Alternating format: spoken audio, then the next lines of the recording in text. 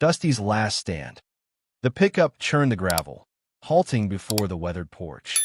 Dusty observed from the window, the sheer curtain offering little concealment from the truck's obsidian sheen, the officious script emblazoned on the door.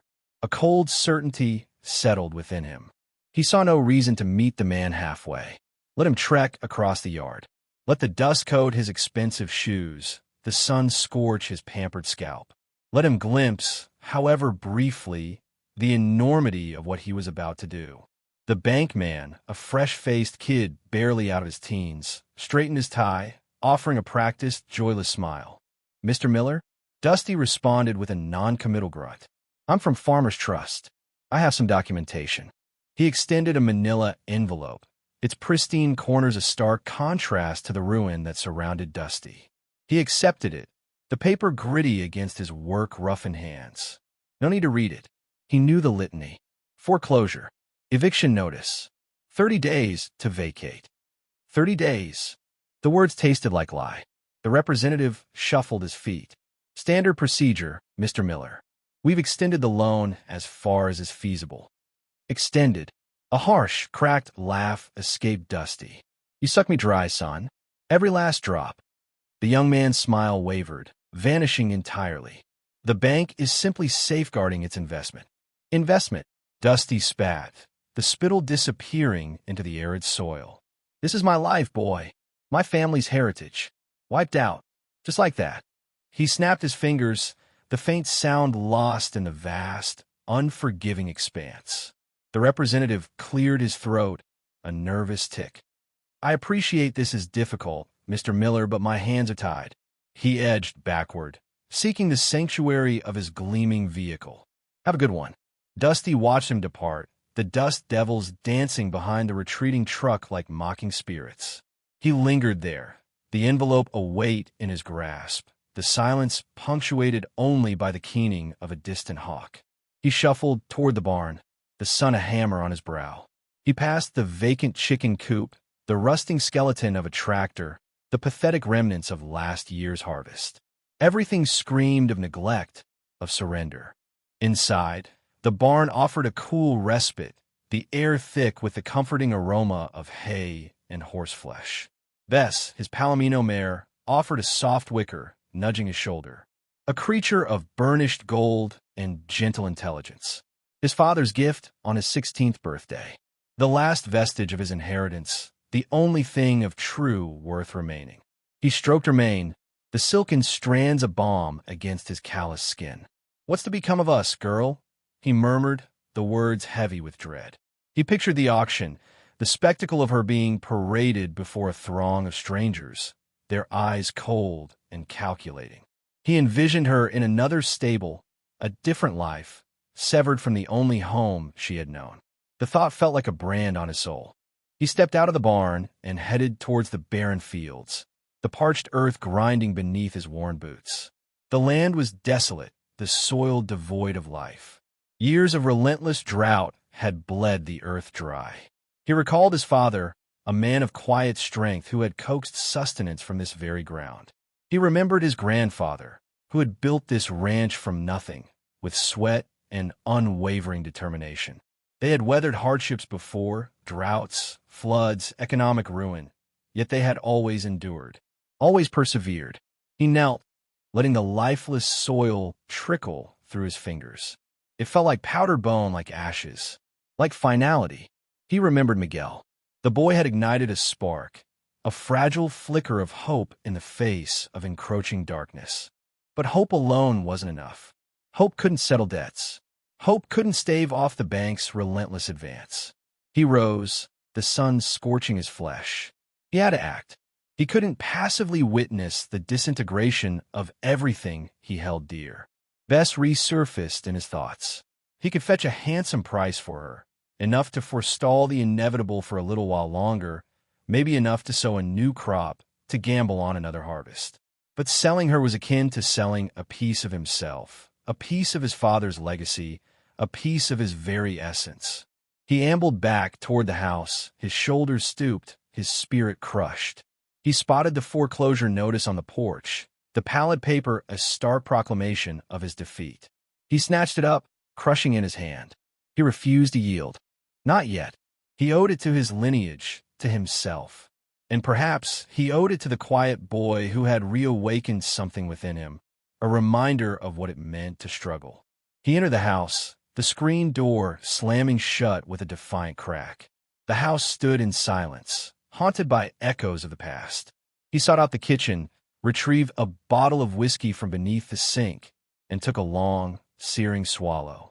He required a strategy, and he required it urgently. 30 days was a sliver of time. He gazed through the window at the desiccated fields, at the setting sun igniting the sky with fierce, passionate hues. It was a landscape of brutal beauty, and it was his. He wouldn't relinquish it without a fight. This was Dusty Miller's stand, the traveling merchant.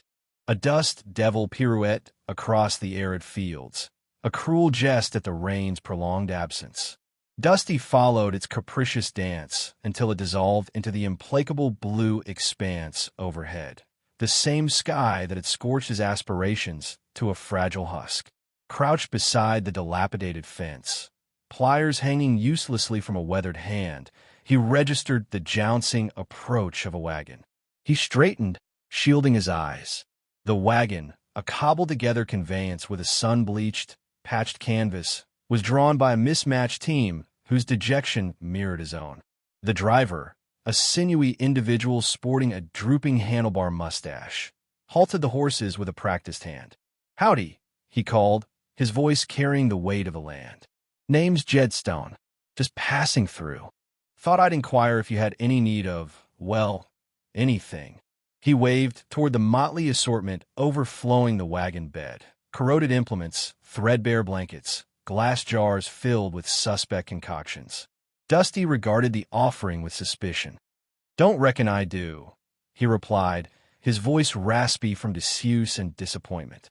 "Unless you've got a charm for rain." Jed let out a dry, rattling chuckle. "Now, if I possessed such a gift, friend, I wouldn't be hawking this treasure." He dismounted, his boots stirring small clouds of ochre dust. "Perhaps I have something else of value. I understand you're facing some difficulties keeping this spread afloat." Dusty tensed. News, particularly the unwelcome variety, traveled with desert speed. "Who told you that?" Jed shrugged nonchalantly. A whisper on the breeze. "Matters not. What does is that I might have a solution. An extra pair of hands, as it were." He leaned against the wagon wheel, eyes gleaming with cunning hidden beneath the brim of his hat. "I can't afford hired help," Dusty retorted, returning to the fence mending. The wire snapped. He cursed under his breath. "This has nothing to do with coin," Jed countered smoothly. "This is about opportunity. I have a young man traveling with me. Sturdy frame, eager spirit. Good with livestock, too. Needs a place to belong, a chance to prove his worth. Provide that, and we're even." Dusty paused, truly examining Jed. A disquieting quality lurked in the man's gaze, a calculating spark that caused a knot to form in Dusty's stomach. "What's the angle?" Jed spread his hands, feigning innocence. "No angel. Just a charitable gesture. The boy, Samuel, he's endured hardship, needs sanctuary, a purpose." He indicated the back of the wagon, where a diminutive figure huddled beneath a ravaged blanket. "He's a diligent worker, that one. You won't regret it." Hesitation warred within Dusty.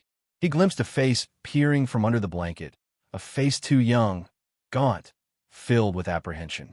He recalled his own son, taken too soon by illness. A wave of guilt washed over him. Help was essential. Bess could not bear the weight of it alone, nor could he. But this felt tainted. "What's his story?" Dusty questioned, his voice a low rumble. Jed's smile tightened imperceptibly. "Irrelevant. What matters is his presence and willingness. You require assistance, and I offer it. Accept or decline." He paused, letting the silence amplify the tension. "I imagine someone else in these parts could utilize a strong back." The threat hung unspoken. Dusty knew Jed was correct. He was desperate, trapped. The thought of losing everything, of failing his kin, was a persistent torment. His gaze returned to the boy, observing the mixture of hope and trepidation etched in his features. "All right," Dusty conceded, the word leaving a bitter residue. "All right, I'll take him." Jed Stone's grin widened, a predatory flash in the shadows. "Knew you were a sensible man, Miller. The boy is yours. Nourishment, refuge, and a modicum of labor. That's his sole request." He clapped Dusty on the shoulder, a gesture akin to a brand. "I'll leave him in your care then. I must be on my way." He turned towards his wagon, whistling a discordant tune. Dusty watched him depart, a growing premonition coiling in his gut. He suspected he had just bargained with the devil himself. Samuel's arrival. Dust devils danced as Jed's wagon screeched to a halt before the ranch house. Jed, oozing charm like cheap cologne, hopped down with an agility that set Dusty's teeth on edge. He turned, extending a hand back into the wagon's shadowed depths. Dusty narrowed his eyes, expecting some wiry youth forged in the crucible of hard labor. Instead, a boy, hardly more than a child, emerged with hesitant steps.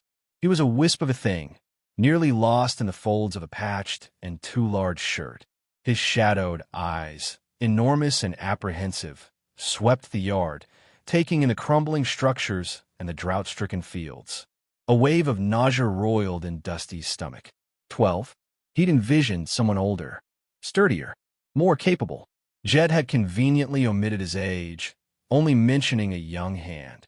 Dusty swallowed against a throat suddenly thick with dread. He looked again at the boy, at the slender limbs and the grime streaking his cheek, and a cold fist clenched around his heart.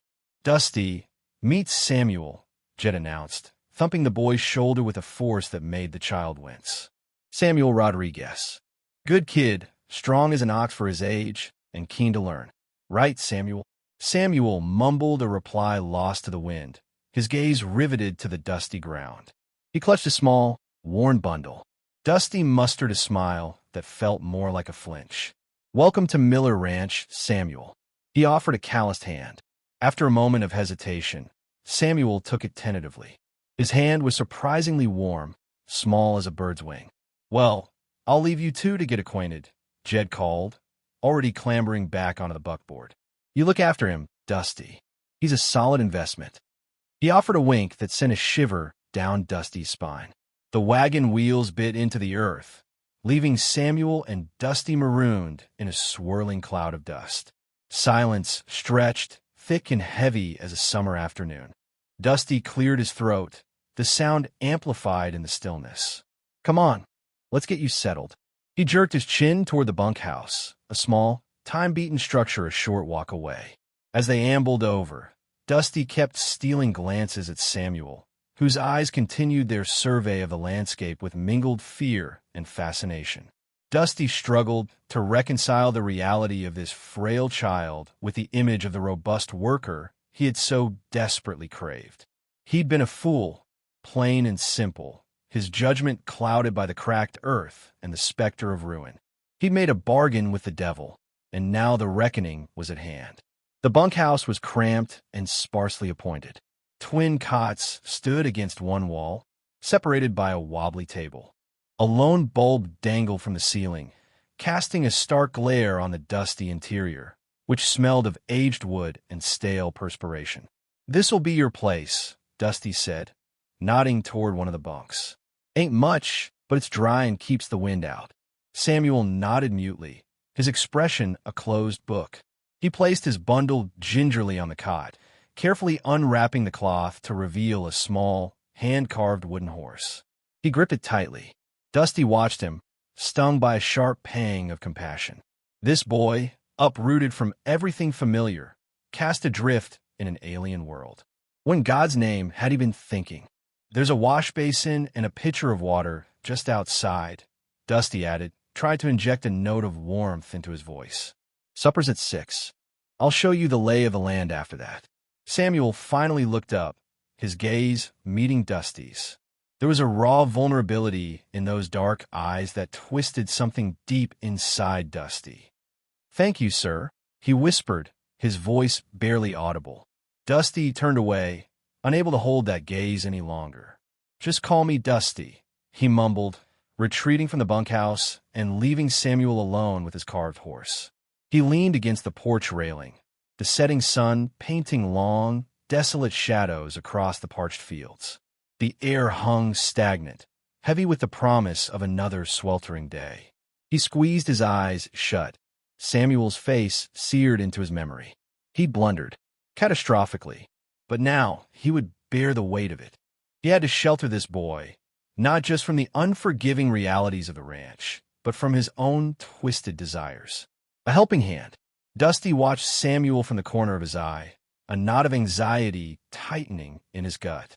He'd set the boy to mucking out the stables, figuring it was a task even a child could manage, and one that kept him safely away from anything truly dangerous. Dusty himself was wrestling with a mare named Belladonna, a beautiful creature with a spirit wilder than the Wyoming wind. She was due to be reshod, but she wouldn't hold still for the farrier. "Easy, girl," Dusty grunted, sweat beading on his forehead as he gripped Belladonna's lead rope. The mare tossed her head, her eyes rolling, and let out a shrill whinny. Dusty pulled again, but she reared, nearly yanking the rope from his grasp. Samuel paused in his work, leaning on his pitchfork, his small frame still dwarfed by the stable walls. He watched with an unervingly calm expression. Dusty, frustrated and embarrassed, snapped, "Well, don't just stand there, boy. Get back to work." Samuel didn't flinch. Instead, he slowly walked towards Belladonna, his movements deliberate and unthreatening. He didn't reach for the rope or try to grab her. He simply stopped a few feet away and began to speak, his voice a low murmur Dusty couldn't quite make out. It wasn't English, that much was certain. Some soft, lilting language Dusty had never heard before. Belladonna, who had been pawing the ground just moments ago, stilled. Her ears perked forward, and she turned her head towards Samuel, her wild eyes softening. He reached out a hand, slowly, and she lowered her nose to meet it. Samuel stroked her muzzle, continuing to speak in that gentle, foreign tongue. Dusty watched, dumbfounded, as the mare completely relaxed, nuzzling into Samuel's small hand. After a few minutes, Samuel looked at Dusty and nodded. "She is ready now, Senor." Dusty could only gape. He managed a shaky, How did you do that?" Samuel shrugged, a hint of a smile playing on his lips. "She was afraid. I told her it was all right." Later that afternoon, Dusty found Samuel in the small corral, tending to a calf. A young Hereford, barely a few weeks old, had gotten tangled in the barbed wire fence, leaving a nasty gash on its leg. Dusty had been planning to call the vet, knowing he'd be charged an arm and a leg, but Samuel seemed to have other ideas. Dusty watched from the fence line as Samuel cleaned the wound with surprising deftness, using warm water and a clean cloth. He hummed softly as he worked, his touch gentle and sure. He then produced a small tin of salve from his pocket. Where he had gotten that, Dusty didn't know, and carefully applied it to the calf's leg. The calf, which had been bawling in distress moments before, stood patiently, allowing Samuel to work. When he was finished, Samuel wrapped the leg with a clean bandage, tying it securely but not too tight. He then stroked the calf's head, whispering to it in that same melodic language he'd used with Belladonna.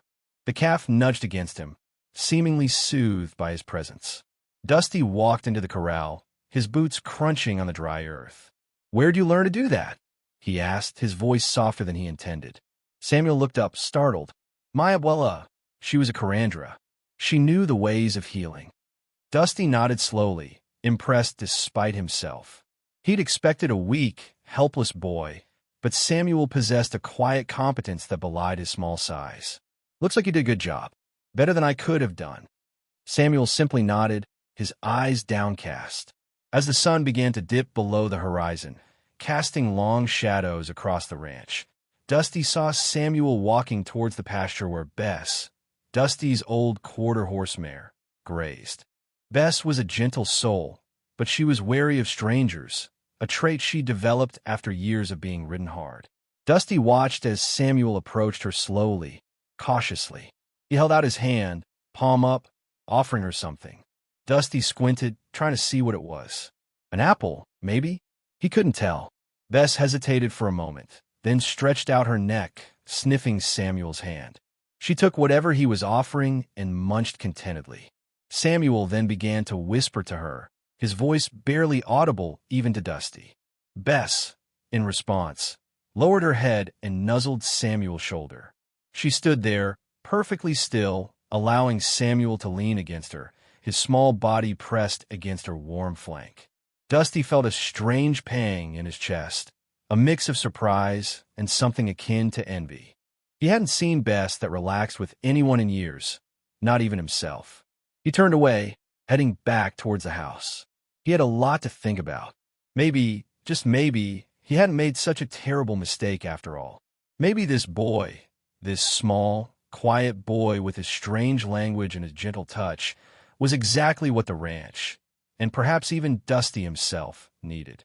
He still had a lot of concerns, but a small seed of hope had begun to sprout in the barren landscape of his heart. The strain. The afternoon sun beat down on Dusty's back as he wrestled the stubborn gate back into place. The rhythmic clang of metal against wood was a familiar soundtrack to his weary days, but today it grated on his nerves. He was short of hand, and the work was piling up. He glanced towards the barn, where Samuel was supposed to be sorting feed. The boy had taken to the chores with a surprising diligence, but Dusty couldn't shake the feeling that he was pushing him too hard. He found Samuel slumped against a bale of hay, fast asleep.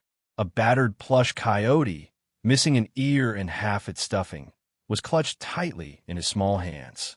Dusty's gut twisted. He hadn't had a toy like that since he was Samuel's age. He knelt, careful not to wake him, and studied the boy's face. Dirt smudged his cheek, and his breathing was shallow and uneven. There was a fragility there, a vulnerability that Dusty hadn't allowed himself to acknowledge. He gently scooped Samuel into his arms, surprised by how light he was. The boy stirred but didn't wake, burying his face in Dusty's shoulder.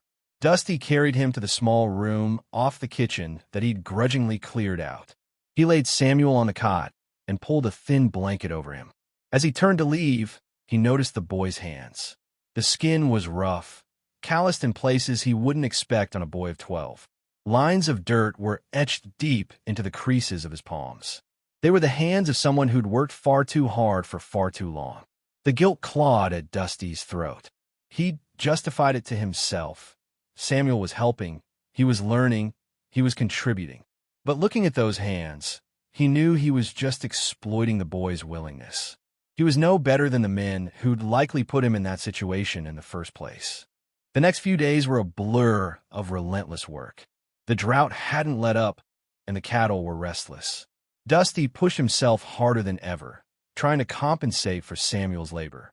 But the boy still insisted on doing his part. He'd wake before dawn, eager to help with the milking and feeding. Dusty watched him carefully, noticing the dark circles under his eyes growing more pronounced. He saw the way Samuel would sometimes stumble, his movements lacking the boundless energy of a child. He tried to tell him to rest, to take it easy, but Samuel would just shake his head, a stubborn set to his jaw. "I can help, Mr. Miller," he'd say, his voice barely a whisper. "I want to." One afternoon, they were mending a section of fence along the south pasture.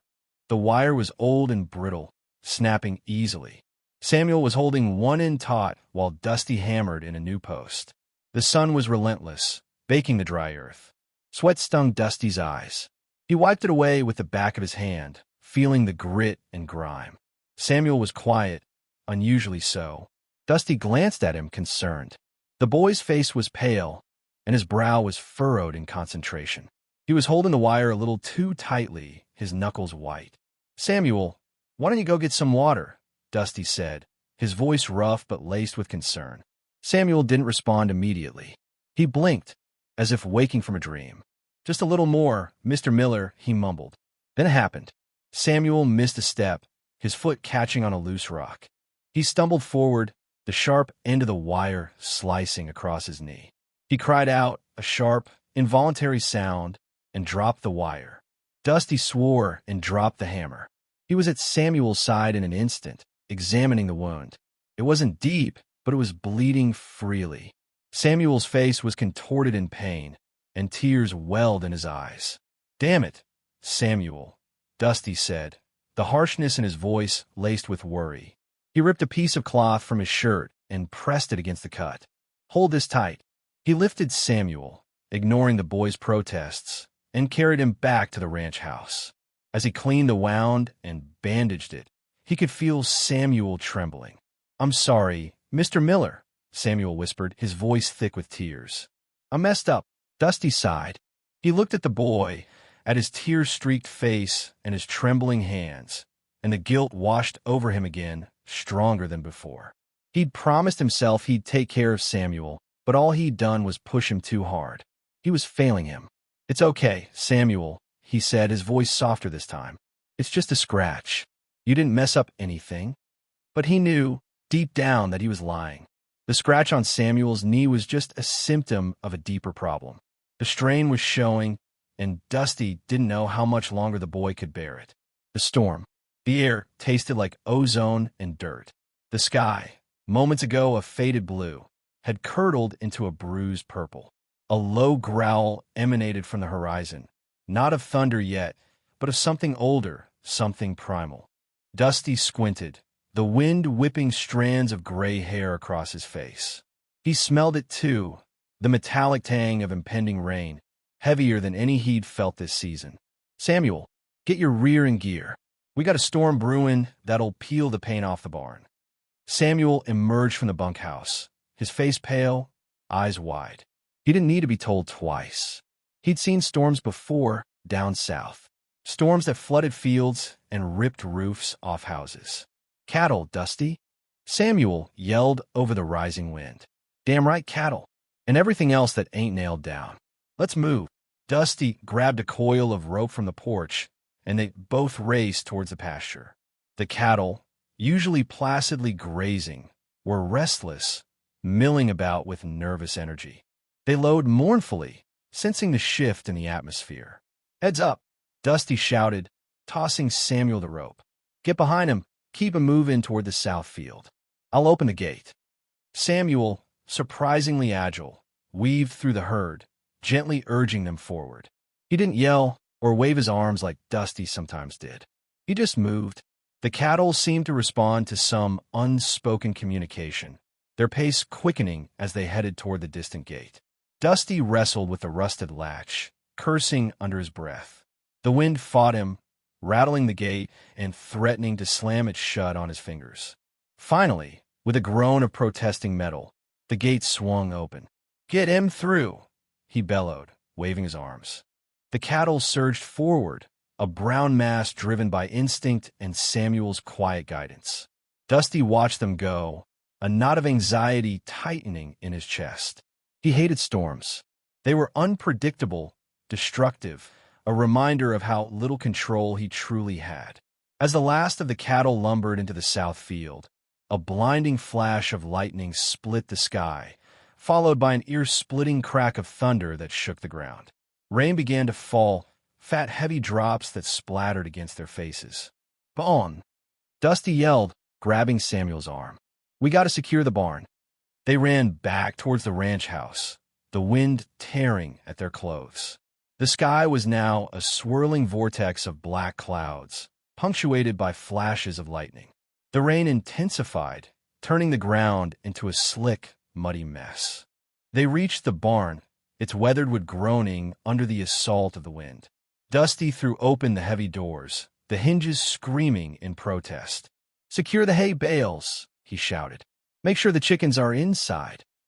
Samuel scrambled into action, his small frame surprisingly strong as he wrestled with the heavy bales, stacking them against the windward side of the barn. Dusty worked alongside him, his movements fueled by adrenaline and a growing sense of urgency. Suddenly, another bolt of lightning struck, this time much closer. They both instinctively ducked, the air crackling with electricity. A moment later, they heard a sickening crack, followed by the hiss of fire. "Fire!" Samuel screamed, pointing toward the stand of trees near the creek. Dusty's blood ran cold. A fire in this wind could spread faster than a runaway train. He grabbed a shovel from the barn. "Get the buckets," he yelled. "Fill them with water from the trough." They raced towards the burning trees, the wind whipping the flames into a frenzy. The smell of burning pine filled the air, acrid and suffocating. Samuel, his face streaked with mud and soot, worked tirelessly alongside Dusty, hauling buckets of water and dousing the flames. Dusty swung the shovel, hacking at the burning underbrush, trying to create a firebreak. The heat was intense, the smoke stinging his eyes. He coughed, his lungs burning. Finally, after what seemed like an eternity, they managed to bring the fire under control. The charred remains of the trees smoldered in the rain, a testament to the storm's destructive power. They stood there, panting, soaked to the bone, covered in mud and soot, staring at the wreckage. The storm still raged around them, but the immediate threat had passed. Dusty looked at Samuel, his face pale but resolute. The boy had worked like a man, without complaint, without hesitation. A wave of unexpected gratitude washed over Dusty. "You did good, Samuel," he said, his voice hoarse. "Real good." Samuel just nodded, his eyes fixed on the smoldering trees. He didn't say anything, but Dusty knew he understood. They had faced the storm together, and they had survived. Maybe, just maybe, they could survive anything. A shared story. The gale screamed like a tormented spirit, slamming the barn doors with relentless force. Pelting rain drummed a furious tattoo on the tin roof, drowning out almost all other sound. Dusty drew Samuel tighter against his side, the boy trembling, though whether from the biting air or raw fear, Dusty couldn't discern. The fire, thankfully extinguished, had left a sharp, acrid scent lingering in the air, a grim reminder of their near catastrophe. "Here," Dusty grunted, shrugging off his oilskin coat and draping it around Samuel's thin shoulders. The fabric was rough and reeked of sweat and gasoline, but offered a shield against the damp chill. "Best I can do." Samuel huddled into its meager warmth, his gaze riveted to the tempest raging outside. He was uncharacteristically silent, likely still reeling from the blaze. After what felt like an age, Samuel's voice, reedy and small, pierced the storm's fury. "My mama, she used to sing when the rain came down like this. Melodies about the desert in bloom." Dusty merely grunted, at a loss for comforting words. Such things weren't in his nature. "Jed, he promised he'd help my family," Samuel pressed on, a little color returning to his voice. "Said he'd give them the coin to buy back our farm." A cold fist clenched Dusty's gut. He knew the gist of it, but to hear it from the boy himself, it was a leaden weight, guilt solidifying on his shoulders. "We were destitute," Samuel breathed, his eyes unfocused. "The drought stole everything. Papa fought hard every day, but it wasn't enough. Then Jed showed up, all sunshine and open palms. He said I could work on his spread, or enough to send back home." He paused, sucking in a shuddering breath. Said it would only be temporary. Dusty could picture it, Jed's honeyed words, the desperation burning in Samuel's father's gaze, the flimsy promise offered like salvation. He'd witnessed similar tragedies unfold, different faces, different lies. "My sister, Esmeralda, she wept when I had to leave. She's just a little thing. Clung to my hand, wouldn't let go. Mama had to pry her off." Samuel's voice broke. "I miss them so much." The maelstrom outside continued its rampage, mirroring the inner storm tearing through Dusty. In Samuel's tear-filled eyes, he saw a stark reflection of his own failings, his own deep-seated regrets. He'd been so consumed with protecting his own interests, with clinging to what little he had left, that he'd failed to acknowledge the cost, the price paid in human lives. He'd been a fool, a self-serving, blind fool. "Samuel," Dusty said, his voice thick with remorse. "I am sorry. I didn't realize. I should have asked. I should have seen." He reached out, placing a heavy hand on Samuel's slight shoulder, the gesture awkward and unfamiliar. "Jed spun me a yarn too. Claimed you were an orphan, all alone in the world." Samuel looked up, surprise widening his dark eyes. "He told you that?" Dusty nodded grimly. "He's a charlatan, Samuel. A viper in fancy boots." The rain showed no sign of abating. The wind persisted in its mournful shriek, a desolate cry that permeated the barn. Yet the atmosphere had shifted, subtly but undeniably. The gulf that had separated them, the barrier of distrust and resentment, had begun to fracture. "I'm going to get you back to your family, Samuel," Dusty declared, his voice ringing with resolve. "I swear it. I don't know how yet, but I will. And I'm going to ensure Jed pays for his treachery." He locked eyes with Samuel, searching for a sliver of hope. He found it, a faint ember glowing in the darkness. "Thank you, Dusty," Samuel whispered, his voice raw. Dusty drew him in closer, encircling him with a protective arm. The boy still trembled, but now it felt different. It felt like a shared vulnerability, a mutual chill. They were both trapped within the tempest, battered and bruised, but they were no longer alone. They had each other, and perhaps, just perhaps, that would be enough to see them through. The rescue. Dawn broke, painting the soaked landscape in hues of bruised purple and hesitant gold.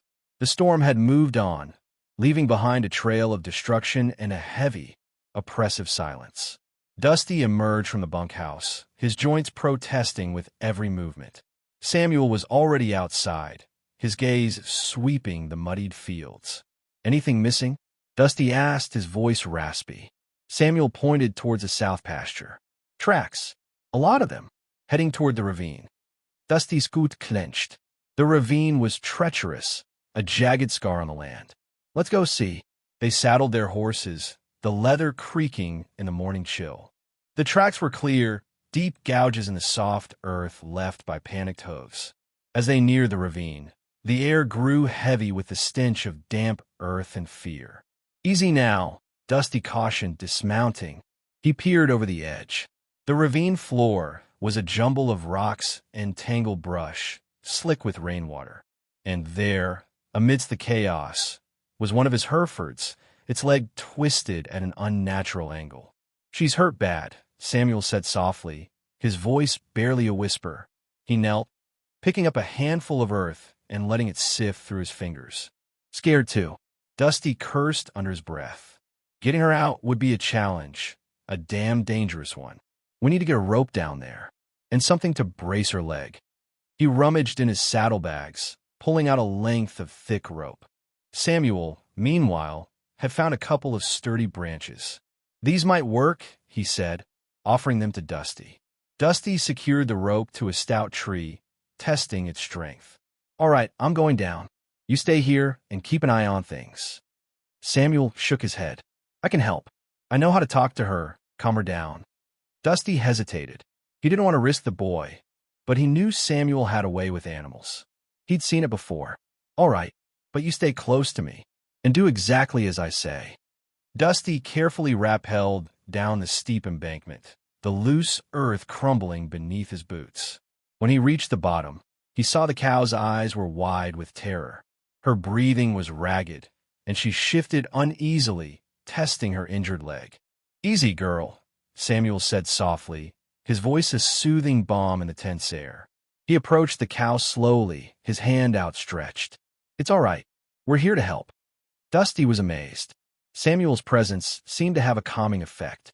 The cow stopped its restless shifting and lowered its head slightly, nuzzling his hand. "Get the rope around her chest," Dusty instructed. "Carefully now. Don't spook her." Samuel worked with a quiet confidence, gently maneuvering the rope around the cow's broad chest. Dusty watched him, a knot of guilt tightening in his stomach.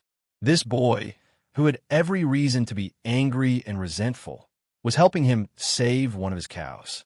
Once the rope was secure, Dusty fashioned a makeshift splint with the branches Samuel had found, binding it tightly to the cow's injured leg with strips of cloth torn from his shirt. "All right," Dusty said, wiping sweat from his brow. "Let's get her out of here." He signaled to Samuel to take up the slack in the rope. Slowly, painstakingly, they began to pull. The cow groaned in pain, but Samuel continued to murmur soothing words, stroking her neck. Dusty strained against the rope, his muscles burning. The cow was heavy, and the ground was slick. Inch by inch, they hauled her upwards. Finally, with a last surge of effort, they pulled her onto solid ground. The cow collapsed, exhausted but alive. Dusty leaned against a nearby rock, his chest heaving. He looked at Samuel, who was kneeling beside the cow, stroking her head. "Good job, son," Dusty said, his voice thick with emotion. "You did good." Samuel looked up, his eyes shining. A faint smile touched his lips. "She'll be all right, Dusty. She's strong." Dusty knew that the cow would likely never be the same, but she was alive. And somehow, in the process of saving her, he felt like he had saved something within himself as well. He had a long way to go, but for the first time in a long time, he felt a glimmer of hope. A new beginning. The Hereford, bandaged and surprisingly docile, grazed in the small corral, a testament to Samuel's calming touch. Dusty watched them, the morning sun warming his weathered face. The storm had cleared more than just the sky. It had cleared something within him, too. He knew what he had to do. He found Samuel sketching in the dirt near the barn, his brow furrowed in concentration. "Samuel," Dusty said, his voice rough but gentler than usual. "We're going to take you home." Samuel looked up, his dark eyes wide with disbelief. "Home? To your family. To Esmeralda." A slow smile spread across Samuel's face, chasing away the shadows that usually lingered there. "Really?" Dusty nodded, the knot of guilt in his stomach loosening slightly. "Really? But first, we have to deal with Jed." The ride to Jedstone's sprawling property felt different this time. It wasn't a ride of obligation or fear, but one of purpose. Dusty's hands tightened on the reins, his jaw set. He wouldn't let Jed manipulate or hurt anyone else. Jed was on the porch, a cigar clenched between his teeth, surveying his domain. "Dusty," he greeted, his voice oily, "and the little miracle worker. What brings you here?" "Samuel is leaving," Dusty stated, his voice firm. "He's going home to his family." Jed's smile vanished. "Leaving? We had a deal, Dusty. A deal you desperately needed." "I'm breaking it," Dusty said, stepping closer. "And I know what you're doing, Jed. Using these kids, exploiting them." Jed's face darkened, the pleasant facade cracking. "You can't prove anything." "Maybe not," Dusty conceded, "but the sheriff's on his way. I told him about the boys working the fields, the conditions they're living in. He'll see for himself." Jed's eyes flickered with panic. "You wouldn't." Dusty didn't reply, just stood his ground. He could hear the distant wail of a siren growing louder. The sheriff arrived, a stern-faced man with a badge that glinted in the sun. He listened intently as Dusty laid out the situation, his gaze hardening as he took in Jed's increasingly agitated demeanor. Within minutes, the sheriff and his deputies were rounding up the children working in the fields, their faces gaunt and tired. They were a mix of ages, boys and girls, all with the same haunted look in their eyes that Samuel had carried. Dusty watched as they were led away, a wave of shame washing over him. He had been complicit, blinded by his own desperation. The next day, Dusty drove Samuel to the small town where he'd last seen Esmeralda. The air thrummed with anticipation. He'd used every penny he had saved, money meant for ranch repairs, for new equipment, to help Samuel's family get back on their feet. He didn't regret a single dime. They found Esmeralda playing in the dusty street, her face lighting up when she saw Samuel. She shrieked his name and ran, launching herself into his arms. Samuel held her tight, burying his face in her hair. It was a reunion of pure joy, a moment that erased the weeks of hardship and uncertainty. Their parents emerged from the small house, their faces etched with worry and exhaustion. When they saw Samuel, tears streamed down their faces. They rushed forward, enveloping him in a group hug that spoke of love and relief. Dusty watched from a distance, a lump forming in his throat. He felt like an intruder on a sacred moment, but also strangely, wonderfully connected. The family invited him inside, offering him the meager food they had. As he sat with them, listening to their stories and laughter, he felt a sense of peace he hadn't known in years. He was still Dusty Miller, the struggling rancher, but he was also something more, a man who had tried to make amends. Returning to the ranch was different. The emptiness felt less profound, the silence less deafening. He knew he had a long road ahead, rebuilding not just his ranch, but his reputation and himself. But he wasn't alone. The townspeople, initially wary of him, started to offer their help. They brought over tools, food, and offered their labor. Evenings were filled with the sounds of hammering and laughter, a testament to the enduring power of community and forgiveness. Dusty still woke up some nights haunted by his choices, the weight of his past pressing down on him. But then he would remember Samuel's smile, Esmeralda's laughter, and the newfound hope that bloomed in his chest. He knew he couldn't erase the past, but he could build a better future, one built on integrity, compassion, and a commitment to doing what was right. It was a new beginning, not just for Samuel, but for Dusty Miller too. The ranch, once a symbol of his failure, was slowly becoming a symbol of his redemption.